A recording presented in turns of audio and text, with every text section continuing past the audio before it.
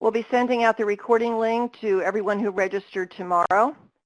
We invite you to respond to colleagues and the presenters in the chat box. We do have one of our team members, Angelica, who will be monitoring the chat box. There might be some others from the department in there also. And the presenters, when they're not speaking, will also review the chat box. So we'll try and get to your questions in real time, and if not, we do get a transcript and we'll get back to you after the fact, hopefully tomorrow or the following day. If you have any issues with technology, you also should be seeing our cover slide right now, but if you have any issues, we recommend, number one, that you close out of all other applications, which will minimize the strain on your Wi-Fi or your bandwidth. And also, if you do have problems or if our platform crashes and kicks you out for whatever reason, just log back in again. Sometimes using a different browser might work. We've been very fortunate recently with no tech issues, and we're keeping our fingers crossed for this evening also. Down at the bottom of your screen in the box called Files on the far right-hand side, the bottom right-hand corner, you can download a file, and in that file are links to the resources that we'll be looking at this evening, as well as a link to the post-webinar survey where you can receive a certificate for your participation this evening, a link to the slides, etc. And so feel free to download that. There will be a lot of hot links in the slides that you see tonight, but we're also going to try and keep up with those links and post them in the chat box, but you'll find them on that, in that document. This evening is hosted by WGBH, which is Boston's PBS station, and PBS LearningMedia. I'm sure that many of you are familiar with PBS LearningMedia. Some of you, I'm guessing, are not. It is a free library of digital resources, thousands of resources for K-12 across the curriculum, but we are very, very strong in social studies. PBS LearningMedia is a collaboration between PBS and WGBH, again, Boston's PBS station. In response to the virus and all of the school closings and disruption that we are going through right now, WGBH has just launched a distance learning resource center that I invite you to visit. If you go to WGBH.org, there's a very large, on the right-hand side, colorful square, larger than what you see here, called Distance Learning Resource Center. This is a screenshot. And there you can also, there are several tabs, but one of them will take you to a selection of very carefully curated resources by grade level. Lesson plans, video clips, interactive lessons, etc. Tonight we're going to be concentrating on a portion of a very, very good and innovative collection of resources on PBS LearningMedia about women in World War II. So I'm going to go through just a little introduction of where you find these resources and what they are. Then I'm going to introduce Sue Wilkins, who will really dig further into the Women in World War II resources. And then we're going to hear from two educators. And then I'll come back on at the end with a few other announcements and recommendations of resources for you to consider. The presenters this evening, I mentioned that we have three, and the first is Sue Wilkins. Sue is on staff at WGBH Education. She's the Director of Social Studies, Curriculum, and Instruction. She is a 20-plus year veteran high school social studies teacher. And just before coming to WGBH, she served as Director of Education at the International Museum of World War II in Natick, Massachusetts. And we're thrilled to have her as part of the WGBH Education team. Thomas Bennett is a 34-year veteran teacher at all levels, middle, high school, and college. At present, he is the social studies curriculum leader, teacher, advanced placement. He teaches advanced placement U.S. history, American government, and he's at Freedom High School in Orlando, Florida.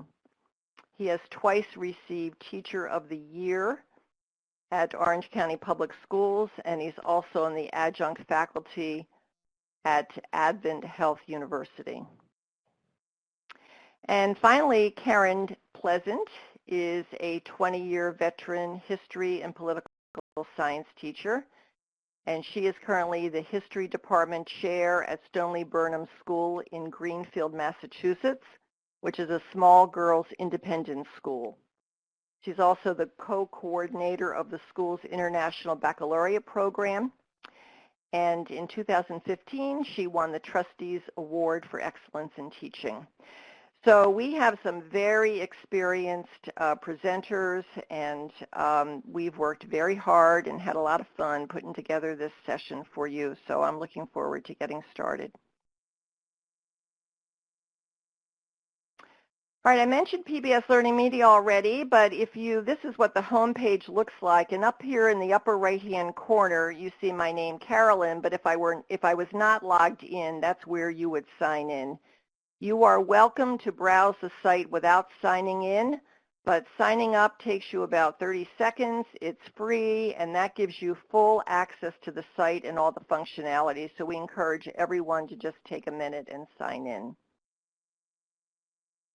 I thought I would just give you a very quick primer on searching. So tonight we're looking at World War II, and in the search box right on the home page, if you put in World War II, there are 571 results that pop up. And over here on the left-hand side are filters to fine-tune your search to help you get to exactly what you're looking for. So in these filters on the left-hand side, I have clicked collection, which is a resource type. There are several resource types. Collection is one of them, and that's a curated grouping of resources. And when I click collection, then I'm down to 14 results, and that's a recommendation that we always have, is that you start looking at collections when you're navigating through the site. And the collection that we are focusing on this evening is Life During World War II Using Artifacts to Understand History. The women in World War II resources are part of this collection.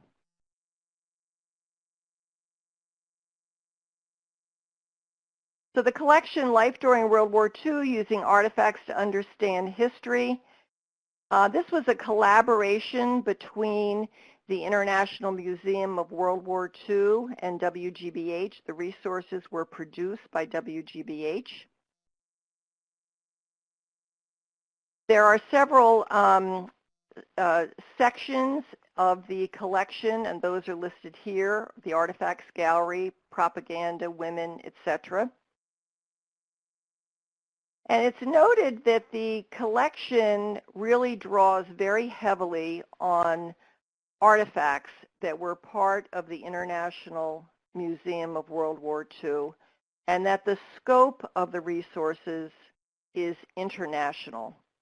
Those are 2 points that are important, and you're going to see some very good examples of some of the artifacts that are included in the collection.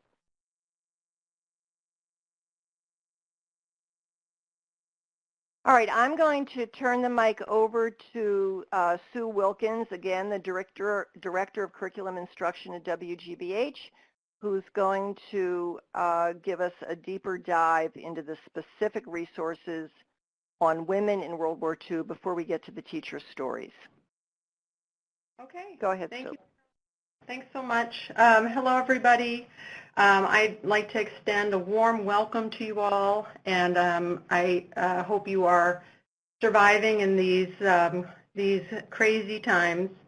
I'm going to give you an overview of the 3 resources that make up the Women in World War II collection, and I'm also going to introduce an artifact analysis activity that you can use with students in conjunction with these artifact images and videos. But to get us started, Carolyn, we're going to pull up a poll question for everybody. And I am curious to hear from you. If you teach about women in World War II currently, what are some of the important themes and topics that you teach to your students? So if everybody could just take a few seconds and just let's share, what are you currently doing? And if it's nothing, that's fine too. You can just say nothing.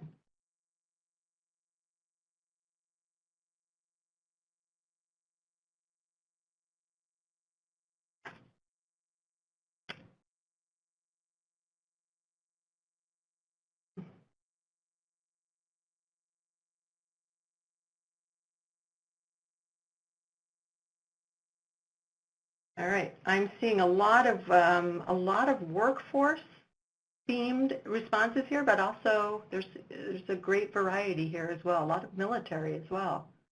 Fantastic. All right, so that is great because I think the strength of these resources is that for those of you who are already talking about women in World War II, hopefully you're going to see something tonight that will allow you to expand upon that or maybe add a new perspective to that.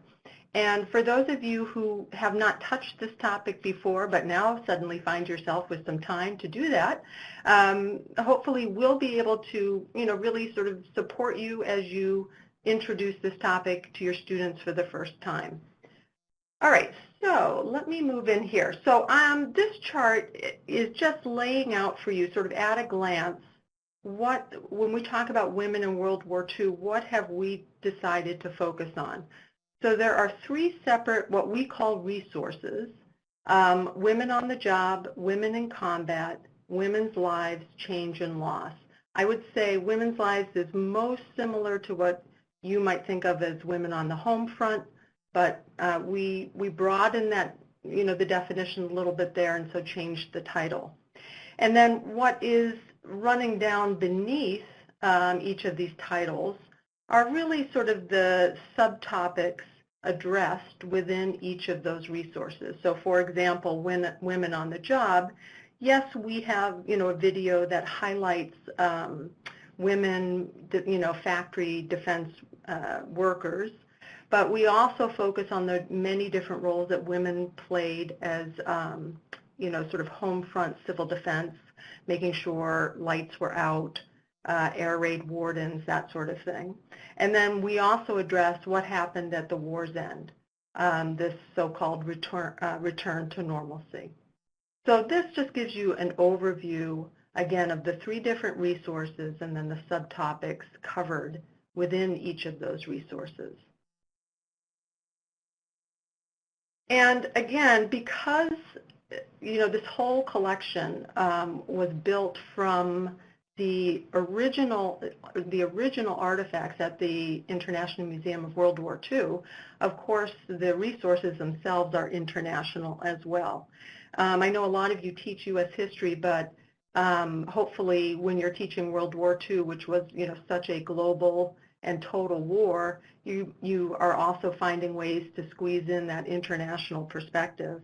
And here, this chart is just showing you the different countries that are covered in the 3 resources. They're not covered in each and every one, and that was really dependent on the museum's artifact collection. But you can see we do a pretty good job of hitting on almost all of the major combatant nations. This screenshot here shows you sort of what each of the 3 resources includes. And I just took these images from the bottom of the launch page for the resource Women's Lives, Change and Loss. And what you see here is this is for the video, and each of the 3 resources includes a short, about a 5-minute video that covers this topic. And then you have 3 related artifact images. So in this resource, Women's Lives, Change, and Loss, one of the subtopics is women in the Holocaust, and specifically women at the Ravensbrück concentration camp. And in this video, they talk about what happened to women during the Holocaust. And then to kind of bring that to life and to make that a little bit more relevant for students, we included this image here. The museum happened to have the prison shifts, the dresses worn by a mother and her daughter at the Ravensbrück concentration camp. And so it's really great that you have these 3 related artifact images to go along with each video. And again, you'll find original artifacts in each of the 3 resources. We definitely have provided lots of ideas for how you might use these resources. And if you're a veteran teacher and you already have a sense of how you want to teach women in World War II and you're just looking for new primary sources, that's here for you to do that. If you're looking for a little more direction, though, we do have instructions located under this Support Materials tab. When you click on that, you'll get to what's called Teaching Tips. And Teaching Tips include, if you could just look on the left-hand side, this didn't quite populate the way I was hoping it would, but on the left-hand side, these are all the different topics covered in our Teaching Tips. So you get an introduction to the topic, and that, I will just say, is tailored to each resource. So Women in Combat, the introduction is separate from Women on the Job, for example. Then there's a section called Before Watching the Video. There's a little activity for you to use with students to activate prior knowledge. There's some background information for you. And part 1 of the artifact study, which I'm going to go over with you in just a second. Next, there's while watching the video, and that's just a series of video questions. So again, if you were going to assign this to your students, you could ask them to actually write down the answers to these video questions, for example. After watching the video includes a section called More Information to Share. That's really for you if you choose to share that or not. There are some discussion questions, which I imagine you could have students write out answers to.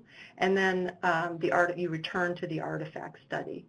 And then finally, there's what we call extension activities. If you wanted to have students go off and do a little bit of independent research, there are some ideas for that here as well.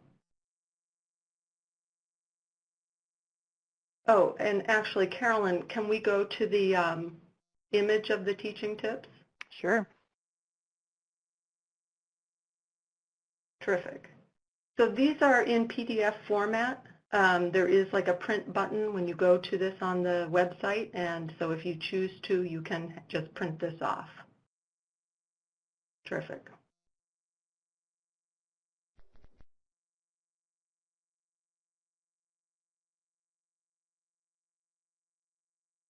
All right. And then I mentioned earlier, we have embedded in actually each of the 3 resources in the Women in World War II collection an artifact analysis activity because, of course, artifacts are just featured so prominently here. And you'll find this worksheet in the webinar resources here, but this is just a very simple note-taking sheet. But the idea behind this was to get students to approach the artifacts the way a historian might, and to engage them in that process of discovery. So the idea here is that students, would look at these, and when you click on these, you get an enlarged image, but that they would look at this and fill out the part 1. So this is Artifact 1, Part 1. What do students observe? Just what can they see here? Are there words? Are there images? Are there faces, symbols, anything that they can actually observe? And then here in the reflect column, this is where they would write down, well, where do they think this might have been used? Who might have used it? Why would they have used it? How does this relate to World War II? And then finally, what questions do they have? And then you would go and have them watch the video. And in the video, these different topics or these different artifacts would be addressed. And then if you chose, you could have them come back to the analysis worksheet. And in part 2, they would maybe add some things that they didn't see the first time through, but the video highlighted some elements to them. They could add them here. They probably would be able to tell you now where this was used, who used it, why did they use it, that sort of thing. And then, but they still might have some questions here, and they could write those down here as well. So that's, again, a pretty simple, pretty straightforward artifact analysis activity. For those of you who don't know, The Gremlins was Roald Dahl's first book. He was a member of the British Air Force during World War II. And this patch, I saw some of you said you taught about the wasps. This became their, sort of the symbol for the wasp, the Fifinella, which is a character from the Gremlins. So kind of cool little tidbits there. All right, so my final thoughts before I turn this over. I want to just let you know, first of all, that an explanation of every artifact is provided in the teaching tip. So you don't have to go off and do any research. We're going to tell you exactly what it is that you're looking at there and give you some context for it. We really designed these resources to be flexible and useful for you. So you can obviously choose how many of the 3 resources to use, how many of the video clips, how much of each video clip to use, and same with the artifact images. I love these resources because they do teach students primary source analysis skills, and I think that's such an important and unique part of history teaching and thinking. And of course, women, the role of women in World War II in particular, is just critical. There's just no way that any of these countries could have fought World War II the way they did without the contributions of women. And I think these resources really will expand students' understanding of the many different critical roles that women played in World War II. All right, so hopefully I've given you a good overview of the resources here, but I'm going to be paying attention to the chat box after I pass this on, and if you have any questions, please just let me know. I am going to introduce our first teacher presenter, Thomas Bennett. He is going to talk about 2 of the 3 resources, Women in Combat and Women on the Job. And Thomas is going to focus on ways he has traditionally taught these topics, because he has taught these in the past, but also add some ideas about how he'll integrate some of the PBS LearningMedia resources into his teaching going forward. All right, so Thomas, let me turn things over to you. Thank you, Sue. Good evening to everyone. I'm going to just share with you some of the ways that I've taught this and make some suggestions. The way I approach any subject is to have a strategy in mind, and for this one, it's to identify critical content. Techniques that you can use vary. You can use, I use image format in this presentation. You can use share. You can use all types of different techniques and ways to incorporate technology. You can use Socrative, Padlet, and other technology. But the thing is to incorporate all of these. And I think to use the word flexibility. In other words, you can look at the resources that we're going to show you tonight, and you can adapt your teaching strategy to however you want to use the resources.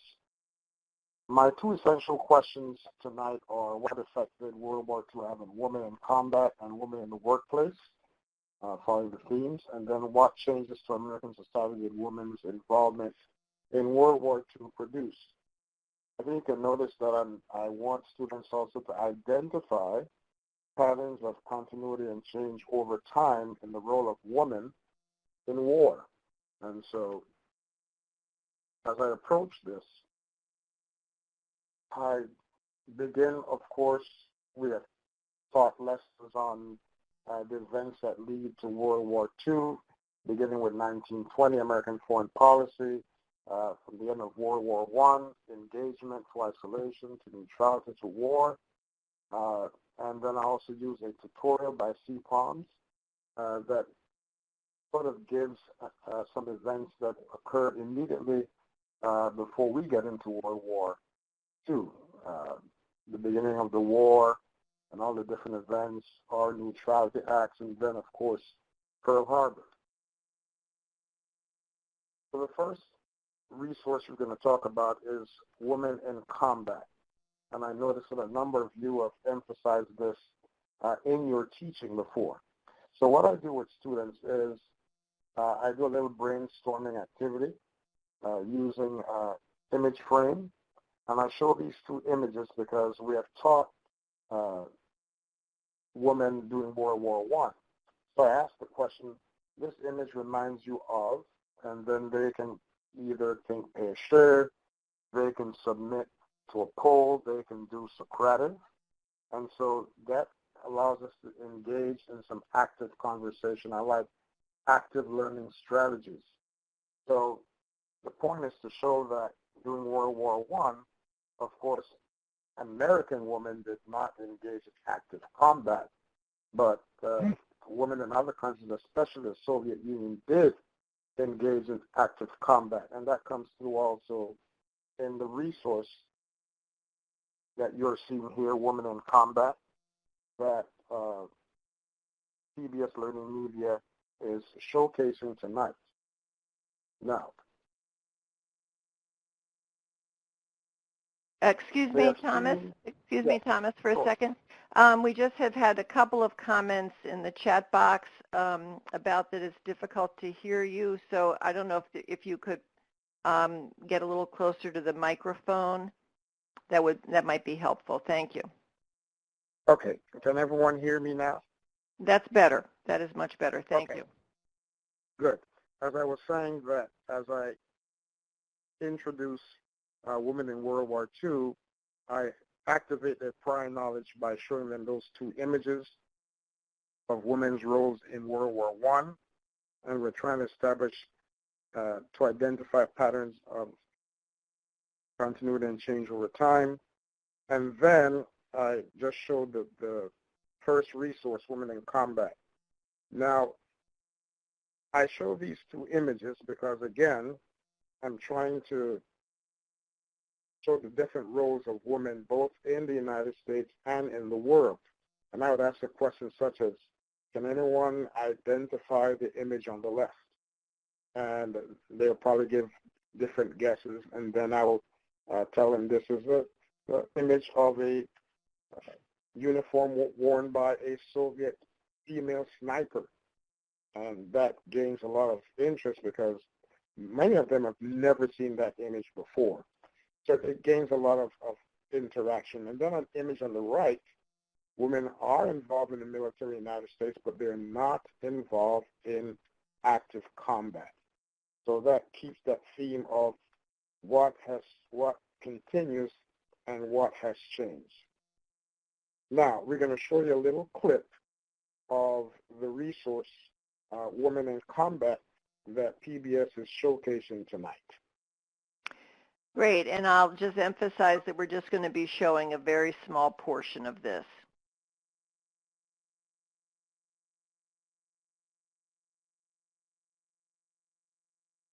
For all of these nations, the Soviet Union was the exception. There was a tradition of Soviet women fighting in combat, going back to World War I and the era of the Russian Revolution. Women during World War II were fighting from the beginning. They made up approximately 8% of the fighting force. The country didn't have the luxury of keeping women out of the the armed forces. The Soviet Union was the chief Allied power, fighting the war for the longest time and making up the Eastern Front. One of the most famous Soviet women in combat, if not the most famous, was Lyudmila Pavlichenko, who was one of 20,000 female snipers in the Soviet forces. Russia's #1 minute woman. She killed 309 Nazis. She's Lieutenant Pavlichenko, greeted by Ambassador Litvinov in Washington. She was only in combat for 1 year. She was wounded in 1942, and in that 1 year, she's credited with 309 kills.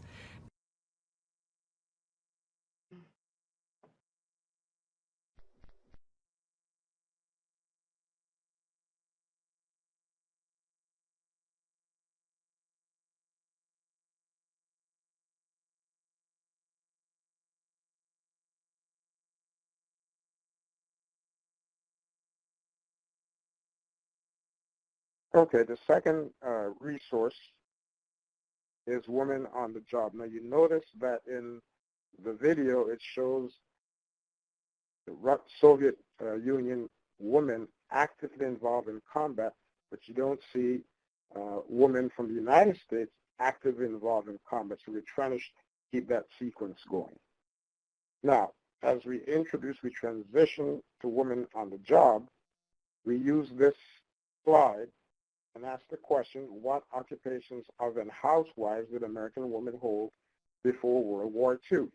And so that also activates prior knowledge, because we know after World War I, when the soldiers came home, and women were transitioned out and were expected to assume the normal jobs that most single women had. So that generates some discussion, and that's a specific image that I used because I wanted to really emphasize that women were still in a majority holding traditional roles expected of women. And after that discussion, we then introduced the second resource, Women on the Job. And the video will show them some interesting aspects of women on the job in World War II, including the fact of more involvement of African American women here in the United States.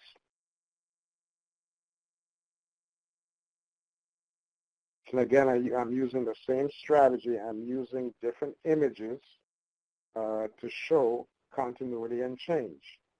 On the left, I would ask them the same question: what do you see with this image? Can anyone guess what that image is all about? And we'll explain to them that these are Japanese women who served as firefighters. And also on the right, we see a lot more involvement of women from the United States in World War II, more than just nurses and clerks and so forth. They're involved in making ammunition and so forth. So there is some change, but there's also some continuity. We're trying to stress that specific historical thinking skill. And now we show a little portion of Women on the Job.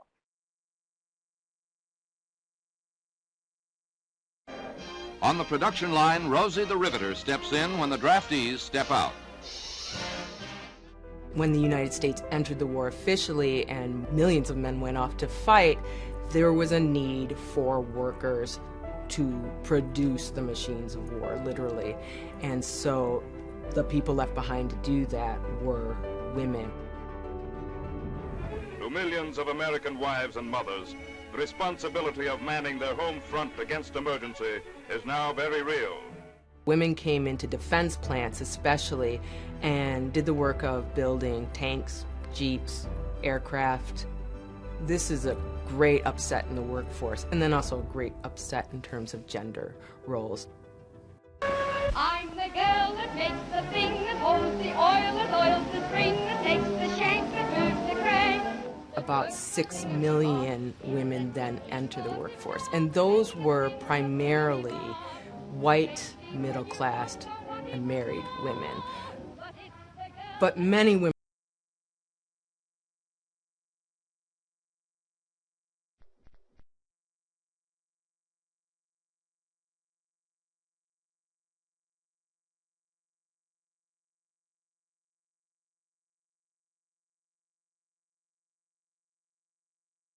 What the video allows you to do as a teacher is some flexibility as to how you want to use it. You want to emphasize more African American women in the workforce. You want to emphasize the pay scale, how that was different. You want to emphasize women from other countries, how they worked, how they were employed. And if you looked at the graph that Sue introduced at the beginning, that will give you a framework of how you can use these videos in your presentation. And then my final slide is public reaction. There's a lot of literature on how the public in general reacted, but also how men reacted to women during World War I even, and also World War II. Now, when I present this cartoon as part of cartoon analysis I love to do, I'm just going to quickly read you some of the questions that I asked them. The regular POV, what do you think? What do you think the point of view of the cartoonist was? Characteristics of the men and women in the cartoon. Is the man in favor of women working outside of the home? Do you think other men shared his opinion, and who would these men be? And of course, does this cartoon show a shift in the role of women during World War II? There's also a graph that shows women in the workforce before, during, and after World War II, and shows some patterns of continuity and change over time.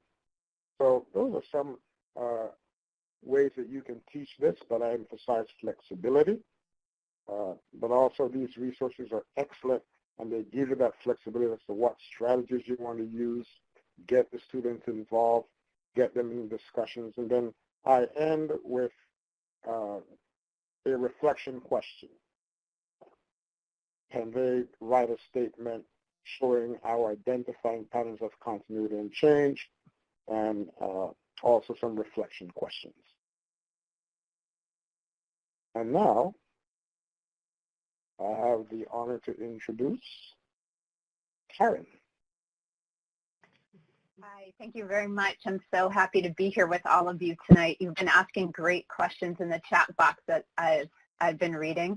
I love that you love the videos. My students have told me that one of their favorite ways to learn is through videos. So I guess you are agreeing with that. So I am new to PBS LearningMedia, and I thought that in my presentation tonight I would show you what I have done in the past and also show you how I have decided to incorporate the things that I have learned in all of these artifacts that we are being introduced to tonight. As an IB teacher, I teach about women in Nazi Germany, and we look at Hitler's domestic policy. And what I have done in the past is I have given my students textbook reading about domestic policy and particularly the lives of women in Germany. And then what I've had them do is to do some image work by looking at an image that essentially reflects the reading. So this is particularly good for students who need a visual to help them understand material. And so I try to have these match up. And in this particular image, it is not part of the collection. It's something that I had used in class before, but I wanted to talk to you a little bit about this image and what it means and how I can use it moving forward with some of the other artifacts that I'm going to introduce you to. So I believe that we have a poll question for you. As you look at this image, study it for a little bit, and then here's the poll question. Based on this image, what do you think the Nazi ideal of a German family was? And if you want to type your answers, I know you didn't see it too much, but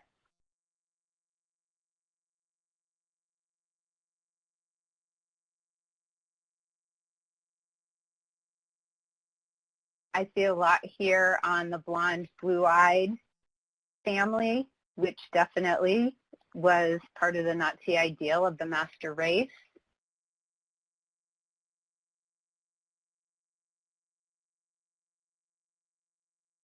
Motherhood coming up a lot. Traditional family, perfection. That's excellent. Thank you so much for that. These are all things that your students can also figure out, even if they haven't done any contact reading beforehand. And you all picked out a lot of really interesting things. When I have done this image with students in the past, there's a few things that have really struck them. One of the things is they look at all the women and they notice that not only is their hair blonde, but all of them have braided hair, and they're all in fairly simple clothes. And I think we understand that not every woman in Germany looked like this, and as a matter of fact, most women were not in pastoral settings, but most women were asked to become more simple in their daily lives, and this is a reflection of that. We also have something that the students point out is that all of the women are somehow related to babies. So obviously we have a mother who is breastfeeding a baby.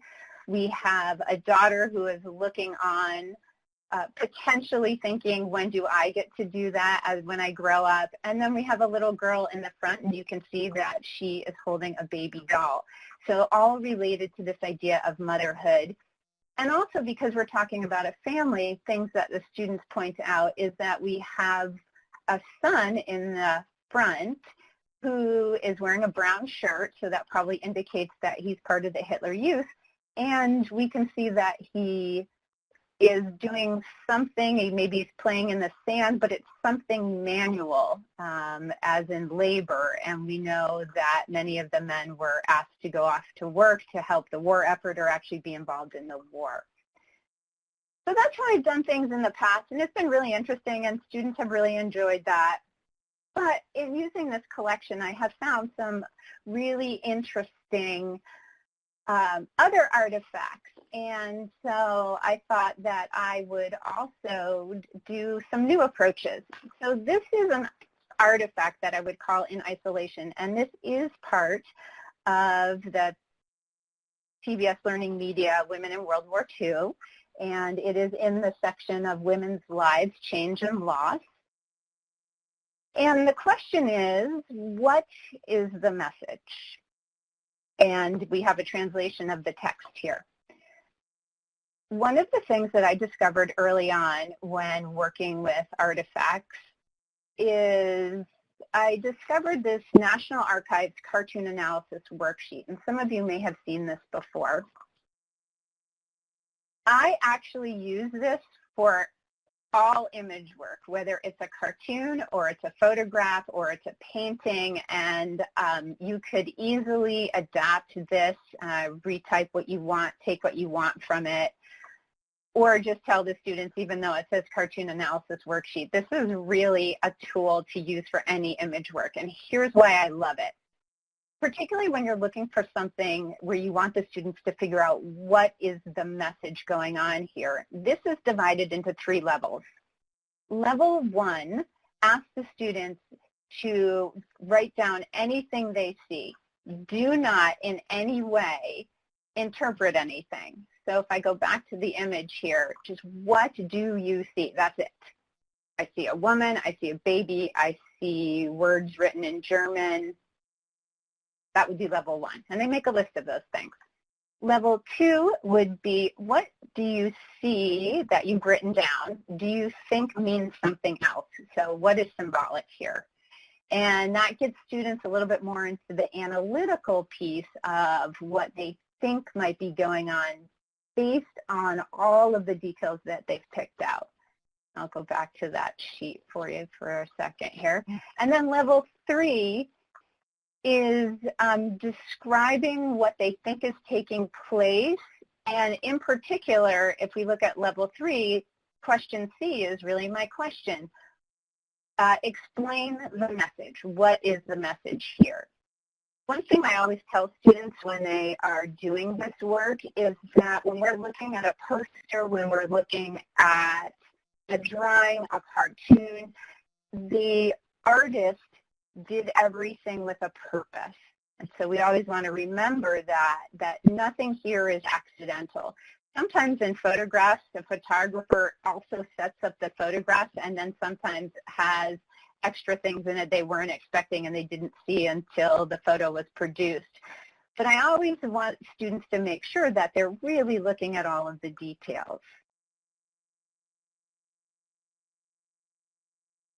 My second approach is to compare and contrast artifacts, and we already have a lot of details now. We know a lot because we've just been through a couple of different slides here. And the question is, what things here do we think are the same, and what things do we think are different? So compare meaning same, contrast meaning different.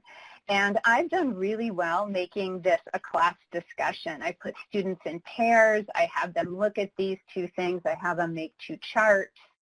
And then we have a class discussion all about this. There's some very obvious things here. One of the most obvious things is that on the left we have a family. And one of the things I forgot to mention is that in the domestic policy in Germany, women were encouraged to have families, and women won or earned medals for the number of children that they had.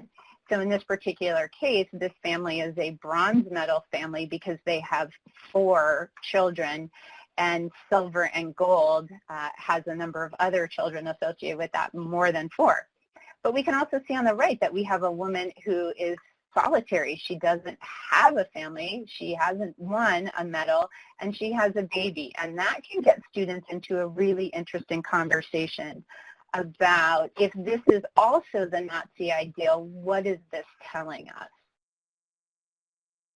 Lastly, I want to shift gears a little bit and move into a video that is going to look at another part of women's lives, and particularly change, and that has to do with home front rationing. Yet every day in Britain, housewives have to queue up to purchase even the necessities of life. To assure that the military effort had the materials that they needed, each person would have a booklet with different stamps, and it would indicate how many of any item they were allowed to have. They had to present a stamp to the grocer, to the vendor. Each person is permitted to buy only 23 cents worth a week, which is not exactly a banquet. Fuel, rubber, very essential foodstuffs, butter, sugar, eggs, canned milk, meats. Women had to adjust in terms of cooking for their families, clothing their families, cleaning their households. Women really devised very creative ways of getting around these restrictions. For vegetables, private citizens grow gardens to try and take the pressure off the public food supply. You can feed your families, but you can also contribute to the troops. British women became obsessed with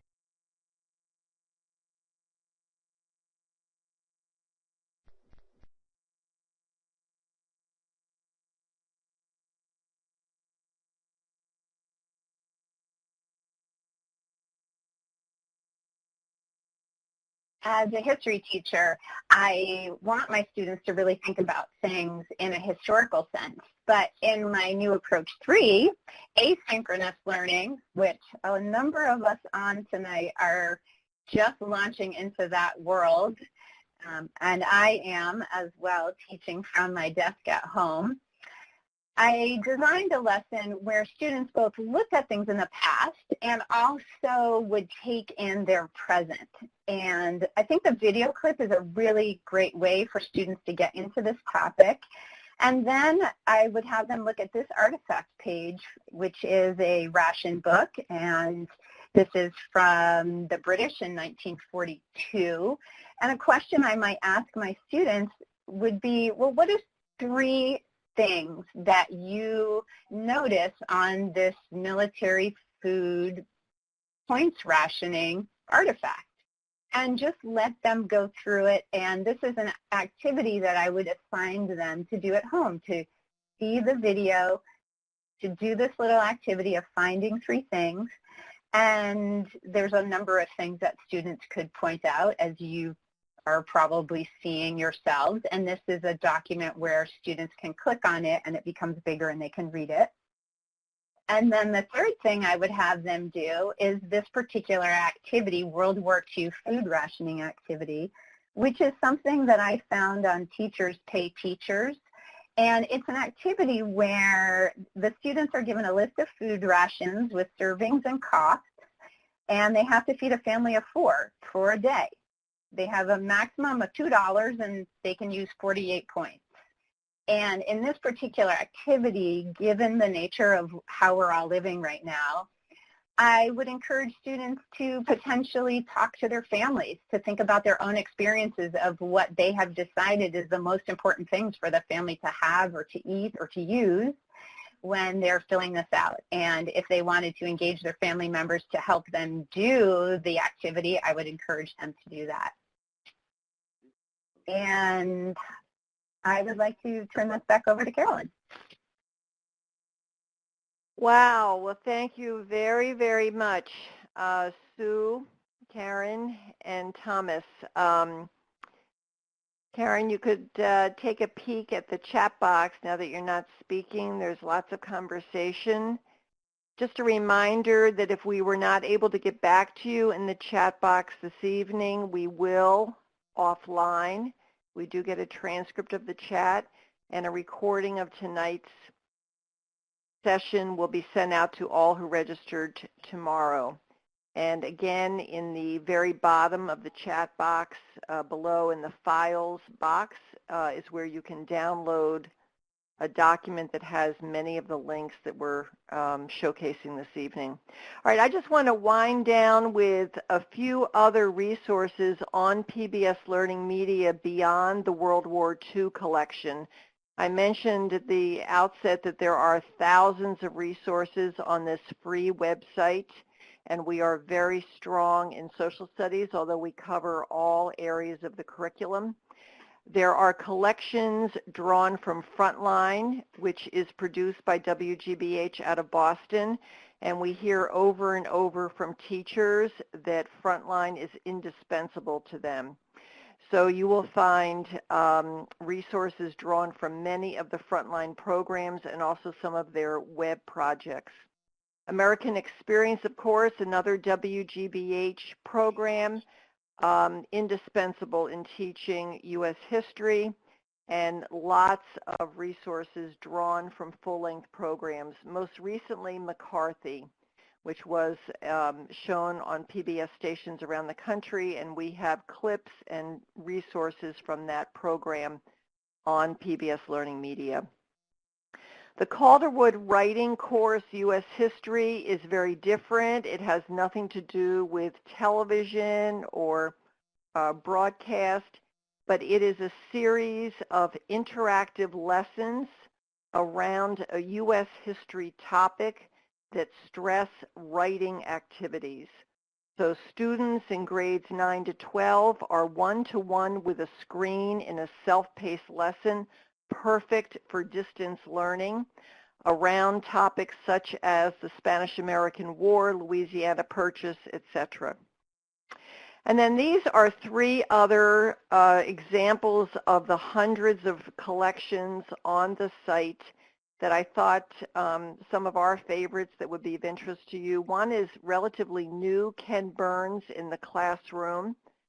Above the Noise is produced out of KQED in San Francisco. It is one of my favorites. It is a series of short videos narrated by the young man that you see there, and on very interesting topics that raise questions. For example, should we get rid of the Electoral College? Should 16-year-olds be allowed to vote? Etc. And Election Central is produced by PBS, and in that is the very popular electoral decoder. where you can in real time play around with the Electoral College votes and make predictions about the upcoming election. Coming this summer to PBS stations around the country is a program called The Vote on the history of the suffragist movement. And on PBS LearningMedia, there will be resources from The Vote. They're coming in July. That's when the broadcast will be on television. We do a lot of webinars at WGBH, and recently we've had some wonderful offerings for social studies teachers. So recently we had teaching about McCarthy, and the recording link is there. Tonight, of course, is about women in World War II, and coming up in April is teaching using artifacts and primary sources. We typically offer our webinars always at 7 p.m. on a weekday evening. They're always recorded. And if you, by virtue of being in this webinar or signing up on PBS LearningMedia, you should be on our email list, and that's how we communicate as well as through social media about the events that we sponsor. There are two interesting opportunities right now. I wanted to spend a minute speaking about these and ask you to contact me if you have an interest. This is my email in the box right here, Carolyn_Jacobs@WGBH.org. At WGBH, we're developing a podcast. It's called Welcome to Earth, and it's geared towards 5th and 6th graders. We think it has the largest application in ELA and social studies classes. And we are looking for a few teachers as well as parents to give us feedback on the podcast after they listen to the podcast with their students or children. There's a stipend available to help us out with this. You'll be asked to complete a survey. So I thought that this was really apropos for the times that we're in right now. So if you have an interest or you have a colleague, because I know many of you are high school teachers, in 5th and 6th grade, social studies, ELA, have them get in touch with me, please. And the second opportunity right now, and let me mention that everything we do is informed by teachers. So these are two current opportunities, but we have opportunities ongoing for teachers to give us feedback about what we're producing. We are now looking at new supports, ways for teachers who have a high concentration of EL students in their classes to use our resources and to ask questions about what would be helpful and what can we do to support EL students.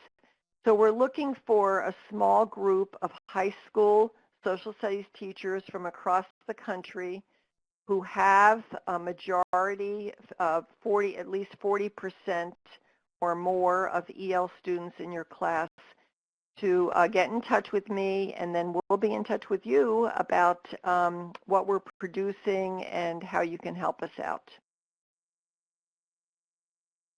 We'll make sure that these are also mentioned in the follow-up email tomorrow.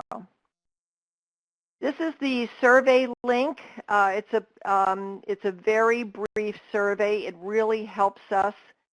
We do act on the information we get in the survey, so please be candid and forthright. We're asking things like, what did you like, what can we do better, etc. And at the end of the survey, there's an opportunity for you to download a certificate of participation. I know that that's important to a lot of you. So there's the survey link, and this will also be sent out to you tomorrow in the email that comes out with the recording link. And you have a few days to complete this. Here is my contact information.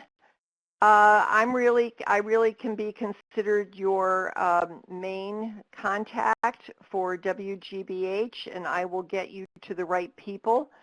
I want to thank again Thomas and Karen and Sue for a wonderfully rich presentation, and we're ending right on time. So thank you to all of you for joining us. We'll keep the chat box open for a couple of more minutes and wish you very good health and hope that, I guess just by all hanging in there together, we get through these very difficult times. Karen, if you, Sue, if you have any final words, feel free to do it, and I'll keep the chat box open, and then you can pass the mic to Karen and Thomas.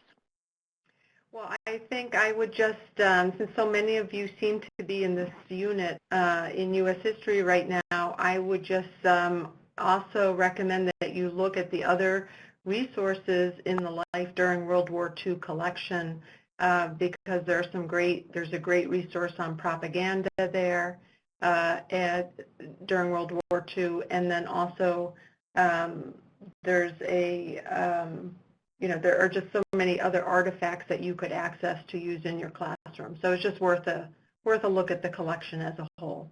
Thanks so much, everybody, for attending.